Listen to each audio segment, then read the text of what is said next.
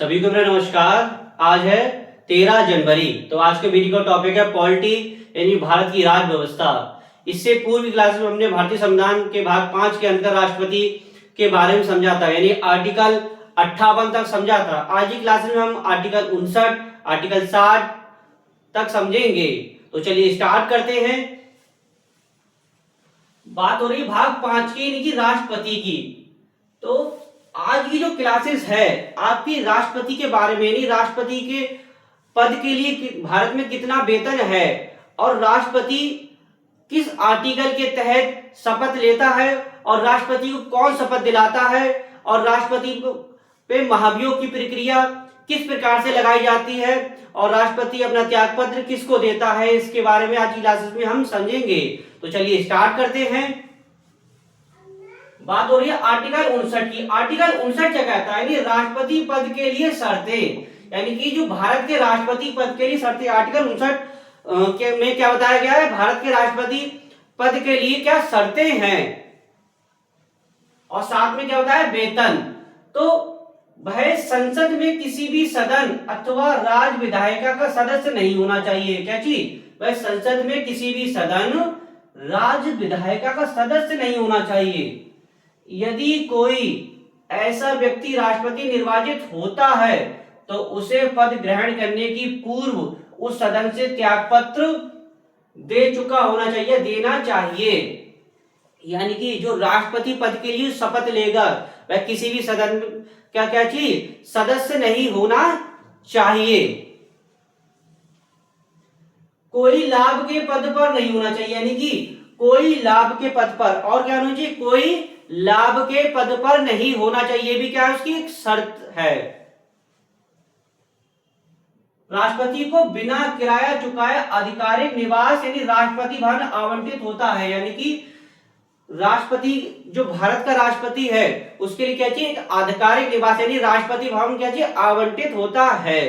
किसमें दी गई, आर्टिकल 59 में। क्वेश्चन यहां से पूछ सकता है कि राष्ट्रपति को जो राष्ट्रपति भवन आवंटित होता है किस आर्टिकल में दिया गया है, तो किस आर्टिकल में दिया गया, आर्टिकल 59 में दिया गया है। अच्छा, आर्टिकल 59 के कुछ सब आर्टिकल हैं उसे हम समझते हैं। तो आर्टिकल 59 का सब आर्टिकल सबसे पहले दिया है 3, यानी कि आर्टिकल 59 3 यानी राष्ट्रपति का वेतन। तो राष्ट्रपति का वेतन भारत की संचित निधि से दिया जाता है। क्वेश्चन यहां से बनता है कि राष्ट्रपति का वेतन किस निधि से दिया जाता है, तो भारत की संचित निधि से। वर्तमान में राष्ट्रपति का वेतन ही पूछ लेता, वनडे एग्जाम में ही पूछ लेता है। तो राष्ट्रपति का वेतन वर्तमान में कितना है, 5 लाख रुपए प्रति माह।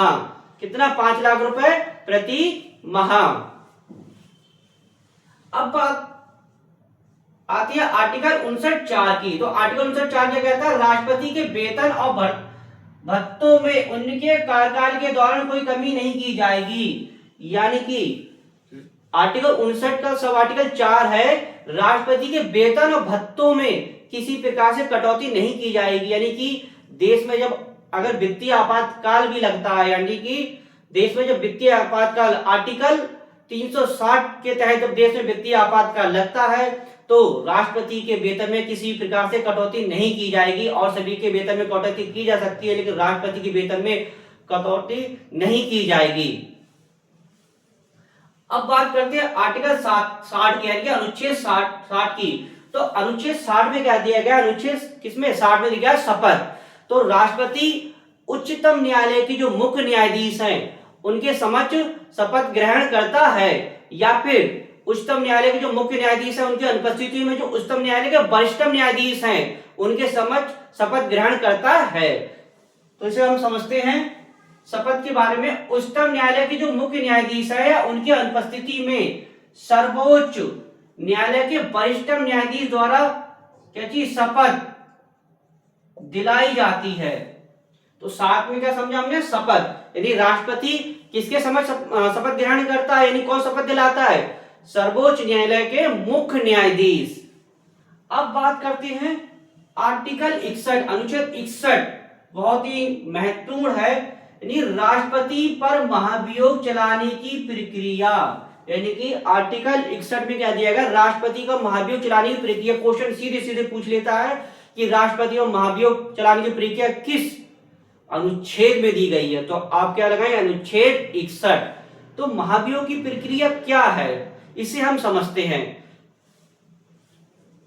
यानी राष्ट्रपति पर संविधान का उल्लंघन यानी कदाचार कह सकते हैं करने पर महाभियोग चलाकर हटाया जा सकता है। यानी कि संविधान का उल्लंघन करने पर या कह सकते हैं कदाचार के आधार पर राष्ट्रपति को उनके पद से हटाया जा सकता है। हटाया तो जा सकता है, लेकिन किस प्रकार से हटाया जा सकता है, ऐसा तो है नहीं एकदम ऐसे हटा देंगे। तो किस प्रकार से हटाया जा सकता है इसे हम समझते हैं। सबसे पहले महाभियोग के आरोप संसद के किसी भी सदन में प्रारंभ किए जा सकते हैं, यानी लाए जा सकते हैं। क्वेश्चन यहां से बन सकता है कि महाभियोग की प्रक्रिया किस सदन में लाई जाती है। तो उत्तर में आप क्या लगाएंगे, किसी भी सदन में। ऑप्शन दिया वो किसी भी सदन में, यानी राष्ट्रपति महाभियोग की प्रक्रिया किसी भी सदन में लाई जा सकती है। इन आरोपों पर सदन के 1/4 सदस्य यानी जिस सदन ने आरोप लगाए हैं, यानी कि जो सदन राष्ट्रपति पर आरोप लगा रहा है, तो 1/4 यानी कि जो सदन राष्ट्रपति आरोप लगा रहा है तो 1/4 सदस्य के हस्ताक्षर होना अनिवार्य है, के हस्ताक्षर होना चाहिए। और देखिए 14 दिन पूर्व सूचना देकर, यानी कि क्या कह सकते हैं, राष्ट्रपति जो महाभियोग की प्रक्रिया लाई जाती है कितने 14 दिन की पूर्व सूचना देकर। क्वेश्चन यहां से पूछा जा सकता है कि महाभियोग की प्रक्रिया राष्ट्रपति को कितने दिन पूर्व सूचना देकर लाई जाती है, तो 14 दिन की पूर्व सूचना देकर। इसके बाद क्या होता है, महाभियोग का प्रस्ताव जब 2/3 बहुमत से पारित होने के पश्चात दूसरे सदन में भेजा जाता है, यानी कि जब 2/3 बहुमत से पारित होने के पश्चात दूसरे सदन में भेजा जाता है, जिसे आरोपों की जांच सही होने के पश्चात 2/3 बहुमत से पारित करता है, तो राष्ट्रपति को विधेयक पारित होने की तिथि से पद से हटना होगा। यानी कि कह सकते हैं राष्ट्रपति को किस प्रकार से हटाया जा सकता है। राष्ट्रपति को सबसे पहले किसी भी सदन में महाभियोग की प्रक्रिया लाई जाती है। महाभियोग की प्रक्रिया लाने के लिए कितने 1/4 सदस्यों के हस्ताक्षर होना अनिवार्य है। उसके बाद 2/3 बहुमत से प्रस्ताव पारित होता है। पारित होने के बाद जब दूसरे सदन में जाता है, दूसरा सदन इसकी जांच करता है। जांच करने के बाद ये 2/3 बहुमत से प्रस्ताव पारित हो जाता है। जब 2/3 बहुमत से प्रस्ताव पारित हो जाएगा तो राष्ट्रपति को अपने पद से हटना होगा। ये क्या की राष्ट्रपति पे महाभियोग चलाने की प्रक्रिया। इसी के साथ हम पढ़ते हैं कि महाभियोग में निर्वाचित और मनोनीत दोनों सदस्य भाग लेते हैं।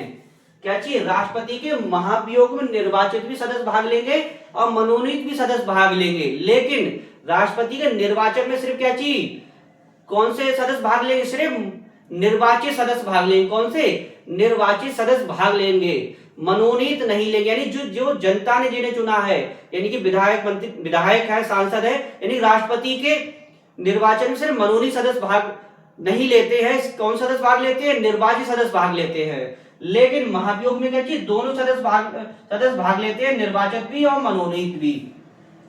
राष्ट्रपति अपना त्यागपत्र उपराष्ट्रपति को देता है। क्वेश्चन सीधे सीधे पूछा जाता है कि राष्ट्रपति अपना त्यागपत्र किसको देता है, तो राष्ट्रपति अपना त्यागपत्र किसको देता है, उपराष्ट्रपति को।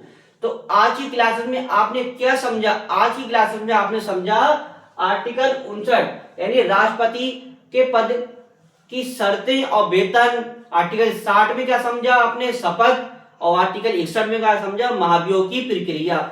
अच्छा, इनसे आर्टिकल से रिलेटेड जो जो क्वेश्चन बनते हैं उसे हम समझ लेते हैं। सबसे पहले क्वेश्चन पूछेगा आर्टिकल 59 में क्या दिया गया कि आर्टिकल, क्वेश्चन पूछता है आर्टिकल 59 में आप कह सकते हैं कि राष्ट्रपति के शर्तें यानी राष्ट्रपति के वेतन और शर्तों का उल्लेख किस आर्टिकल में है, तो आर्टिकल 59 में है।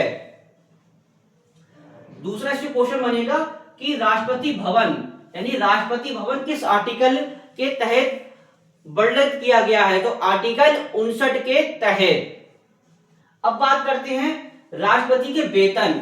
राष्ट्रपति के वेतन का उल्लेख किस आर्टिकल में दिया गया है, तो आप क्या लगाएंगे, आर्टिकल 59 नहीं लगाएंगे, आर्टिकल 59 का सब आर्टिकल 3 में लगाएंगे राष्ट्रपति के वेतन के बारे में। क्वेश्चन यहां से एक और बनेगा कि राष्ट्रपति का वेतन किस निधि से दिया जाता है?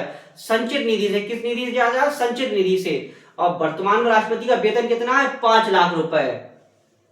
अब बात होती है आर्टिकल 60 की, यानी कि आर्टिकल 60 किसमें? आर्टिकल 60 बता रहा है शपथ के बारे में। क्वेश्चन यहां से पूछा जाए कि राष्ट्रपति के शपथ के बारे में किस आर्टिकल में उल्लेख है? तो आर्टिकल 60 में। अच्छा, राष्ट्रपति किसके समक्ष शपथ ग्रहण करता है? क्वेश्चन सीधे सीधे पूछा जाएगा, राष्ट्रपति किसके समक्ष शपथ ग्रहण करता है? क्वेश्चन में दे देंगे प्रधानमंत्री, 3 अन्य दे देंगे, एक दिया होगा आपका वरिष्ठतम न्यायालय के मुख्य न्यायाधीश, यानी कि उच्चतम न्यायालय के मुख्य न्यायाधीश, यानी भारत का राष्ट्रपति उच्चतम न्यायालय के मुख्य न्यायाधीश के समक्ष शपथ ग्रहण करता है। क्वेश्चन सीधे सीधे पूछेगा कि राष्ट्रपति किसके समक्ष शपथ ग्रहण करता है? तो ऑप्शन में आप क्या लगाएंगे? मुख्य न्यायाधीश के समक्ष, यानी कि उच्चतम न्यायालय के मुख्य न्यायाधीश के समक्ष राष्ट्रपति शपथ ग्रहण करते हैं। आर्टिकल 61 है राष्ट्रपति पर महाभियोग की प्रक्रिया। क्वेश्चन सीधे सीधे पूछेगा महाभियोग की प्रक्रिया किस आर्टिकल में, किस अनुच्छेद में दी गई है? तो अनुच्छेद 61 में दी गई है। अच्छा, एक बार फिर से हम समझ लेते हैं कि महाभियोग किस प्रकार से लाया जाता है, यानी भारत के जो राष्ट्रपति पर महाभियोग की प्रक्रिया किस प्रकार से चलाई जाती है। सबसे पहले महाभियोग की प्रक्रिया किसी भी सदन में लाई जा सकती है। उसके बाद जिस सदन में लाई जाती है महाभियोग की प्रक्रिया, उसमें 1/4 सदस्यों का हस्ताक्षर होना अनिवार्य है, ऐसा नहीं ऐसे ले जाओगे आप। उसके बाद 1/4 सदस्यों हस्ताक्षर होने के बाद 2/3 बहुमत से प्रस्ताव पारित होता है। पारित होने का जब दूसरे सदन में जाता है, दूसरा सदन उसकी जांच करता है, जांच सही पाए जाने पर 2/3 सदस्य प्रस्ताव पर हस्ताक्षर कर देते हैं। जब हस्ताक्षर हो जाते हैं तो राष्ट्रपति को अपने पद से इस्तीफा देना होता है। अच्छा, राष्ट्रपति पर महाभियोग की प्रक्रिया कितने 14 दिन की पूर्व सूचना देकर चलाई जाती है। इसी के साथ राष्ट्रपति अपना त्यागपत्र किसको देते हैं? राष्ट्रपति अपना त्यागपत्र उपराष्ट्रपति को देते हैं। इसके बाद राष्ट्रपति के महाभियोग की प्रक्रिया निर्वाचित और मनोनीत दोनों सदस्य भाग लेते हैं। तो आशा करता हूं वीडियो आपको अच्छा लगा होगा। वीडियो को अधिक से अधिक लाइक कीजिएगा, शेयर कीजिएगा, कमेंट्स कीजिएगा। इसके बाद वीडियो समाप्त करते हैं। नेक्स्ट वीडियो नेक्स्ट टॉपिक के साथ मिलेंगे। धन्यवाद।